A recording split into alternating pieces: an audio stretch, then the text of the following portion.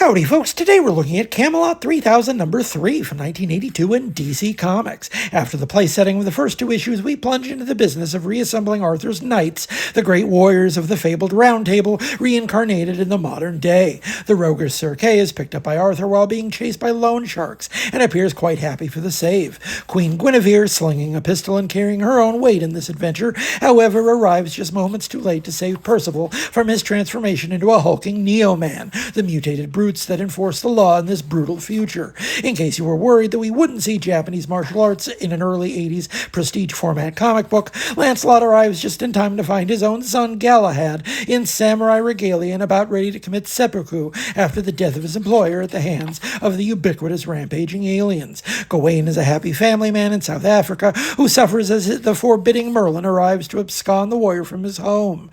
The series' most notorious reincarnation is, of course, Sir Tristan, returned as a woman and saved from the altar by sudden memories of their life in ancient days. Mike W. Barr's ambition to create a new installment to these most ancient of legends leads him to the topical waters of late Bronze Age soap opera.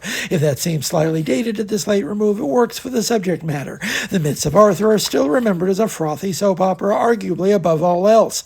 Not just the main love triangle between Arthur, Lancelot, and Guinevere, but the various romantic lives of Tristan, whose amorous adventures with Isolde are almost as famous. In practical terms, you couldn't ask for a better mix of personalities to propel an ongoing narrative, and in this light, it's difficult to imagine a better adaptation of these characters than to embrace their potential for interpersonal drama. There is wisdom there, seeing in these hoary old tropes the same basic building blocks of interpersonal drama Barr would utilize on a book like Batman and the Outsiders, a group of strong personalities with conflicting goals assembled under the guidance of an unimpeachable, if slightly stiff, leader.